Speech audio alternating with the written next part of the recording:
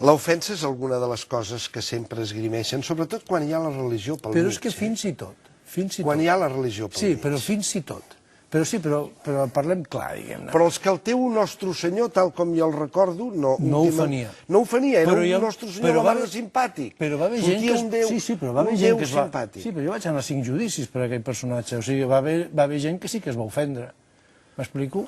El problema és que jo crec que s'ha de fer una cosa còmica, una cosa satírica, i després si algú s'ofèn, doncs mala sort, diguem-ne, però si hem d'estar pendent de les ofenses de la gent, l'humor no existiria, punt, perquè sempre hi ha algú que s'ofèn.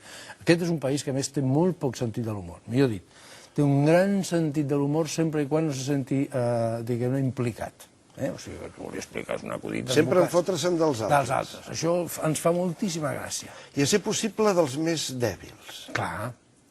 És unes opinions que et vam sentir l'altre dia, que m'agradaria que les escoltéssiu en el programa Entre línies, que et vam fer un treball estimable.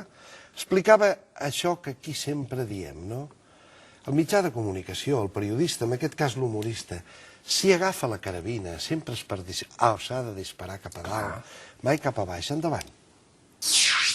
Vam tenir problemes sobretot al començament amb l'Església. L'Església, hi havia un fiscal de premsa a Barcelona i ens recordaven bastant de nosaltres, bastant sovint. Jo vaig fer l'any 78-79 una bíblia cantada a los passotes que va agradar molt als lectors i no tant al fiscal de premsa. De fet, vaig tenir un judici, em van condemnar a un mes i un dia de presó. La sàtira s'ha de fer als poderosos.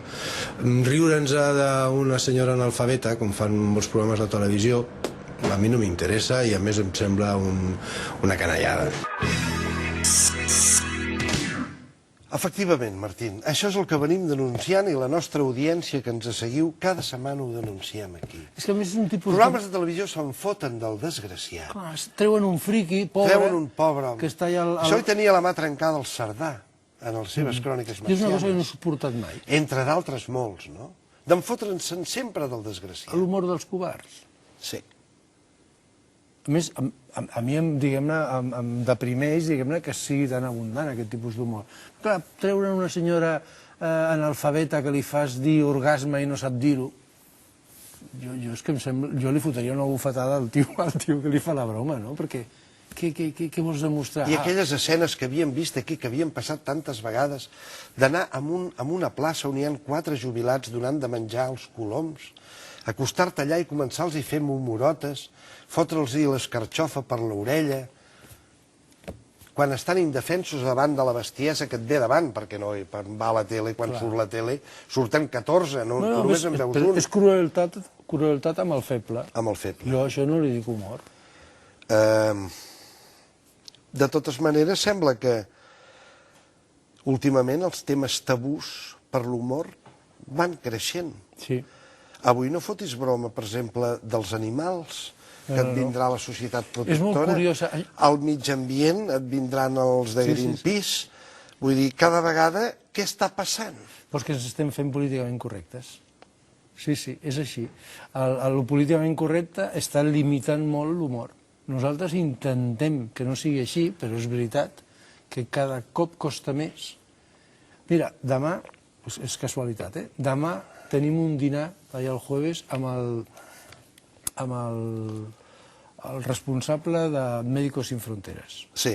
I el tenim perquè fa temps que nosaltres diem que hauríem de fotre pals a moltes ONGs que són d'uns vivales, que s'han muntat un xiringuito per guanyar quartos. Bueno, doncs això és complicat de fer humor d'ONG, perquè de seguida surt no, però és que vostè, si diu això, està carregant-se totes les ONGs. No, senyor, jo sóc partidari de les ONGs i sóc soci d'alguna ONG, però hi ha un munt d'ONGs que són una panda de xorissos. No podem fer humor d'això. No es poden fer humor d'ONGs, ni de sindicalistes. Escolta, i sindicalistes, hi ha moltes històries, Hi ha molts cursos d'aquests que es perden i no sé què, no sé quantes, dels ecologistes, del no sé què, tota la qüestió de l'homosexualitat, tota la qüestió de la dona, tota la qüestió dels animals. Ens estem tancant molts temes. Això és així. Vull dir, hi ha coses que ara no es poden fer i que fa 15 anys es feien. Això és així. Sembla que anem endarrere, ens anem afablint, A canvi, clar, els tabús de la transició monarquia, exèrcit, polític... Aquests es poden tocar. Això no hi ha cap problema. Sí, home, sí. O sigui, la conya és que jo puc fer els acudits que vulgui del sergent Xusquero, diguem-ne, que ja no n'hi ha, per cert, perquè són tots d'estudi, diguem-ne, però, hòstia, abans de fer una conya d'una ONG, tu has de mirar... Tu has de mirar 10 vegades, o d'un gosset o d'un gatet. Sí, sí. Bé, deia vostè el sergent Xusquero. Hombre, això em recorda aquella sèrie tan divertida, Històries de la puta mili. Aquest senyor era el productor d'aquella sèrie. Sí, senyor. Entre d'altres, també va produir aquesta que ara us traiem ràpidament. Quico, el progre. Endavant.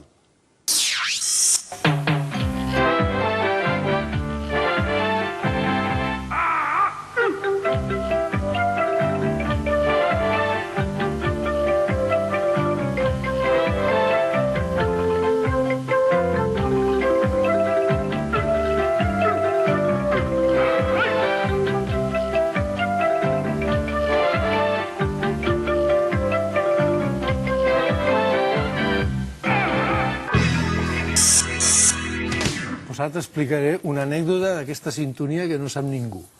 La sintonia d'aquesta, parlant de lo políticament correcte, la sintonia d'aquesta sèrie no havia de ser aquesta. Vam arribar a gravar com es diu, l'himne dels comunistes, la Internacional, a ritme rock and roll. Ens va quedar de conya i era la sintonia d'aquesta sèrie. I em van dir no, perquè encara és l'himne oficial d'un partit amb representació al Parlament, que em sembla que era Iniciativa o PSUC o no sé quina cosa. I la van tenir que retirar i van fer aquesta del Pi a prop de la riba. Sí, però és la cosa políticament incorrecta. Vull dir, no es podien atrevir a posar això perquè segur que tenien un problema al Parlament. Bé, us deia, el senyor Martín és productor del Quico el Progre. Estem parlant d'anys, això, Jo tenia cabell negre. Sí, estem parlant del, com a molt... Això es va fer el 92. Exacte, 92. És també el productor, deia, d'Històries de la puta mili, que va ser 2 temporades, si no recordo mal, no sé si seguides, però van ser 2 tandes. No, seguides, vam fer 26. I després la immensa nada, el desert més absolut. Què passa en aquest país que nosaltres a la redacció estem veient que les grans productores, estic parlant de Globomedia, Gest Music, és a dir, els grans, com més la pifien, més programes els hi compren les cadenes. En canvi, els petits no apareixen. No, nosaltres vam tenir mala sort en aquest tema, perquè nosaltres vam decidir a principis dels 90, quan van començar les televisions privades, que va ser més o menys per aquella data, ens va semblar que era el moment que el jueves, com ens anaven molt bé les coses i tal, provés l'aventura televisiva. I a més, jo personalment, a mi sempre m'havia agradat molt escriure guions, sempre m'havia agradat molt les sitcoms i coses d'aquestes. De fet, el Quico era una sitcom clàssica, feta amb 4 decorats i tal. Però vam tenir la mala sort que quan ja estaven una mica llançadets i havien fet 3 sèries i patatim patatant, el Gin, que el nostre editor de la revista, es va posar malalt i vam tenir que replegar veles, jo em vaig tenir que tornar a ocupar de la revista i això ens va tallar una mica la maionesa. Però vostès no han tingut una vida com a productora per alguna cosa serà? Alguns pals a les rodes, algun anecdotari de ser, per ser petits, ser d'alguna manera allò que diuen ninguneados? No, jo crec que vam tenir aquesta circumstància i que encara no havíem tingut temps de muntar una estructura una mica més grossa, diguem-ne, no? Perquè al final érem una productora petita però a més molt artesanal, diguem-ne, en el sentit que el Quico, per exemple, els guions, la majoria dels guions els vaig escriure jo, o sigui que fèiem una miqueta de tot, no? Que curiosament ara estem tornant justament a aquesta aventura, però jo crec que ara una mica més per necessitat. Vull dir, jo estic convençut que el jueves, que va força bé, però jo crec que el futur passa perquè, a part del paper, intentem traslladar aquest tipus d'humor als nous formats, a internet, mòbil i televisió. És a dir, ser una mica un multimèdia. Doncs sí. Oi? Jo crec que, és que, per exemple, és un problema purament de... el que està passant a la televisió, que ja ha sortit una estadística segons la qual la gent jove, la de 18-25, ja veu més l'internet que la televisió. A nosaltres ens passarà, segur, una mica el mateix. Nosaltres ens hem de... el mateix humor i els mateixos dibuixos, però els hem de posar a internet i a la televisió i al mòbil. Efectivament, s'ha de fer la roda per mantenir la presència d'una marca, com és, per exemple, el Jueves, o d'una sèrie de dibuixants vostres. Clar, i estamos en ello.